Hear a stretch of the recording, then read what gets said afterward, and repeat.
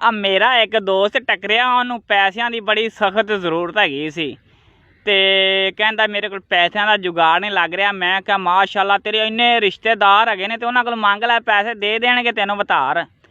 ਕਹਿੰਦਾ ਨਹੀਂ, ਉਹ ਮੇਰੇ ਸਾਰੇ ਸ਼ਰੀਕ ਨੇ, ਐਵੇਂ ਗੱਲਾਂ ਕਰਨਗੇ, ਸ਼ਰੀਕਾਂ ਦੇ ਬੂਹੇ ਤੇ ਨਹੀਂ ਜਾਣਾ ਚਾਹੀਦਾ। ਮੈਂ ਕਿਹਾ ਜੀ ਚਲੋ ਠੀਕ ਆ, ਬੜੀ ਅੱਛੀ ਗੱਲ ਕੀਤੀ। ਵੈਸੇ ਦੂਜੇ ਦਿਨ ਮੈਂ ਵੇਖਿਆ ਤੇ ਦਰਬਾਰ ਤੇ ਪਹੁੰਚਿਆ ਹੋਇਆ, ਉੱਥੇ ਰੋਈ ਜਾਵੇ ਤੇ ਪਿੱਟੀ ਜਾਵੇ, ਬਾਬਾ ਜੀ ਮੈਂ ਕਰਜ਼ੇ ਥੱਲੇ ਆ ਗਿਆ, ਮੈਨੂੰ ਪੈਸੇ ਦਿਓ, ਬਾਬਾ ਜੀ ਮੈਨੂੰ ਨੌਕਰੀ ਦਿਓ, ਬਾਬਾ ਜੀ ਕੋਈ ਅੱਛਾ ਕਾਰੋਬਾਰ ਦਿਓ, ਤੰਦਰੁਸਤੀ ਦਿਓ, ਸਿਹਤ ਦਿਓ, ਮੈਂ ਆਪਣੇ ਰਿਸ਼ਤੇਦਾਰਾਂ ਨੂੰ ਕੁਝ ਬਣ ਕੇ ਵਿਖਾਵਾਂ। ਮੈਂ ਫਿਰ ਉਹਦੇ ਕੋਲ ਗਿਆ, ਉਹ ਮੈਂ ਕਿਹਾ ਕਮਲਿਆ, ਆਪਦਿਆਂ ਸ਼ਰੀਕਾਂ ਤੋਂ ਦੂਰ ਹੋਇਆ ਜਾ ਰਿਹਾ ਤੇ ਅੱਲਾ ਦੇ ਸ਼ਰੀਕ ਬਣਾਈ ਜਾ ਰਿਹਾ। ਉਹ ਮੈਂ ਕਿਹਾ ਕੁਰਾਨ ਪਾਕ 'ਚ ਲਿਖਿਆ ਹੈ ਅੱਲਾ ਪਾਕ ਦਾ ਕੋਈ ਸ਼ਰੀਕ ਨਹੀਂ ਹੈ।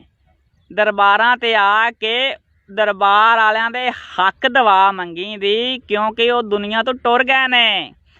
ਅਗਰ ਪੀਰਾਂ ਫਕੀਰਾਂ ਨੂੰ ਮੰਨਦੇ ਹੋ ਤੇ ਜਿਹੜੇ ਜ਼ਿੰਦਾ ਨੇ ਦੁਨੀਆ 'ਤੇ ਹਨ, ਉਹਨਾਂ ਪੀਰਾਂ ਕੋਲੋਂ ਦੁਆ ਕਰਵਾਓ, ਕਿਉਂਕਿ ਦੁਆ ਫਕੀਰੀ ਤੇ ਰਹਿਮ ਅੱਲਾ, ਤੇ ਉਹ ਅਸੀਂ ਉਹਨਾਂ ਦੀ ਦੁਆ ਅੱਲਾ ਸੁਣੇਗਾ। ਤੇ ਜਦੋਂ ਦੁਨੀਆ ਤੋਂ ਟੁਰ ਜਾਣਗੇ ਉਹ ਸਾਡੀ ਦੁਆ ਦੇ ਮਹਤਾਜ ਹੁੰਦੇ ਨੇ ਮੇਰਾ ਭਰਾ।